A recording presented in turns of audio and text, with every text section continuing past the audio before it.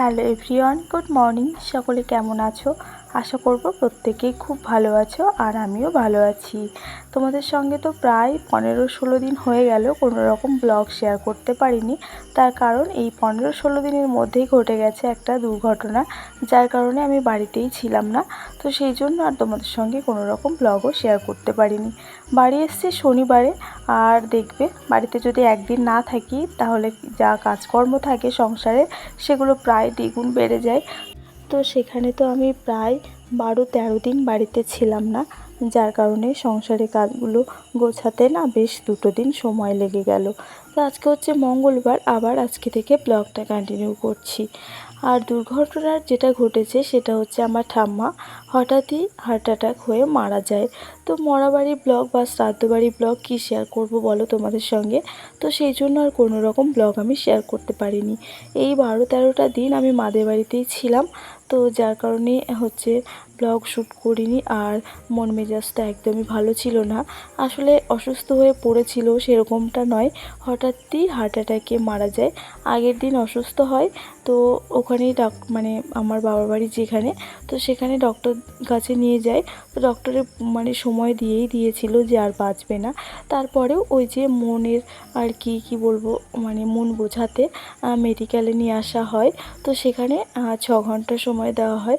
তো পরদিন ওই তোমার 11:45-এ 12টার মধ্যেই আমার ঠাম্মা হচ্ছে মারা যায়।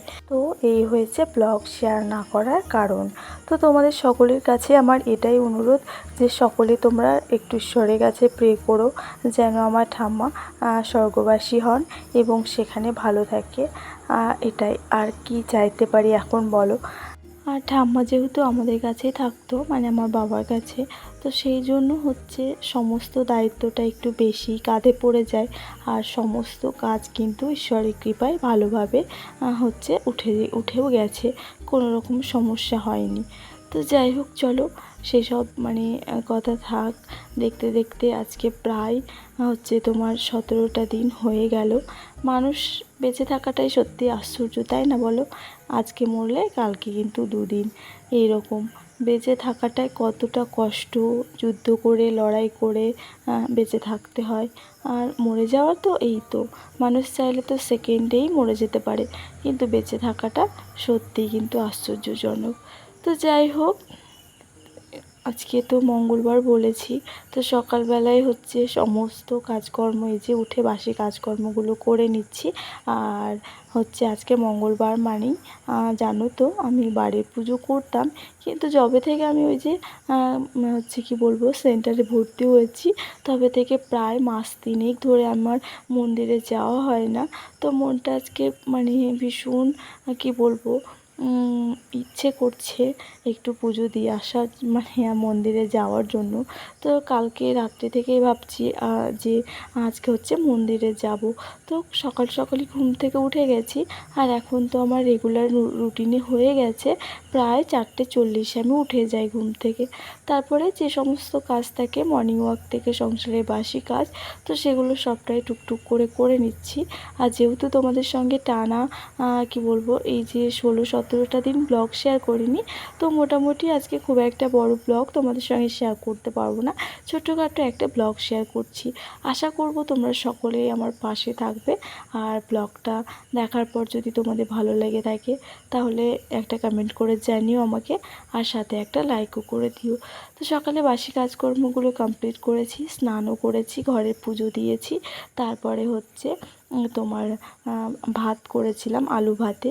তো সেটাই তোমাদের দাদাভাই ঘি দিয়ে খেয়ে গেছে কাজে, আর আমি আর মাম্মাম এসেছে এই যে মন্দিরে। তো কী যে শান্তি লাগছে, বেশ 3-4 মাস পর আসলাম, সেটা আর তোমাদেরকে আমি বলে বোঝাতে পারবো না। তো যাই হোক, এখন পুজো দেওয়া কমপ্লিট, এখন বাজতে যায় পুরো 1:30 মতো। আর এখন বাড়ি যাচ্ছি, বাড়ি গিয়ে তো রান্না বান্না আছে। রান্না বান্না বলতে শুধু ভাতটাই করেছি, আর তো কিছুই করিনি। আর মঙ্গলবার মানেই আজকে নিরামিষ রান্না বান্না। তো চলো বাড়ি গিয়ে রান্না বান্না করব, তো এখন বাড়ি এসে ফ্রেশ হয়ে এইদিকে আমি সবজিগুলো না কেটে রেখে গেছিলাম। সবজি বলতে ভাজা করব। কিছুটা ভেন্ডি ছিল, দুটো পটল ছিল, আর ছিল কাঁকরোল। তো সেগুলোকে একসঙ্গে কেটে নিয়েছি। তো সেটারই ভাজা করব, আর হচ্ছে ডাল করব। আর আজকে আসার পথে নিয়ে এসেছি কলমি শাক, তো সেটাই করব। আর সাথে করব হচ্ছে চিপস।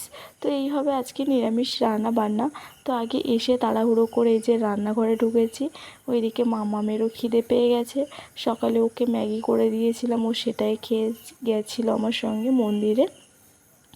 তো আমি এসে এদিকে ভাজাটা বসিয়েছি, আর আগে খাবো হচ্ছে চা। যেহেতু আজকে পুজো দিতে গেছিলাম, তাই সকাল থেকে না খেয়েছিলাম। তো আসার পরে প্রচণ্ড পরিমাণে মাথা ধরেছে। সকালে চাটাও খাইনি আজকে, একদম মানে কি বলবো, না খেয়ে পুজো দিয়ে এসে তারপরে হচ্ছে রান্না করার পরেই খাবো। তো চলো, এদিকে চাও বসিয়েছি আর একদিকে ভাজা বসিয়েছি। ভাজাটা হতে হতে আমি চাটা খেয়ে শাকটাকে আর কি ধুয়ে কেটে নেব। চলো আগে চাটা খেয়ে নিই। এতটা মাথা ধরেছে না কি আর বলবো তোমাদের। তো তোমাদের দাদাভাইকে সকালবেলায় করে দিয়েছিলাম কফি, আর অল্প দুধ রেখেছি, তো দুধ চাই করলাম এখন। লাল চাটা চিনি ছাড়া অতটা খাওয়া যায় না, মানে আমি খেতে পারি না ঠিক। তবে দুধ চাটা খেতে পারি, বা কফিটাও মানে চিনি ছাড়াই খাই। তো এইদিকে মাম্মাম বসেছে খেলতে বিছানায়, আর আমি এখন ওর সঙ্গে বসে বসে আর কি চাটা খেলাম। আর ওইদিকে আমার কিন্তু ভাজাটা হচ্ছে।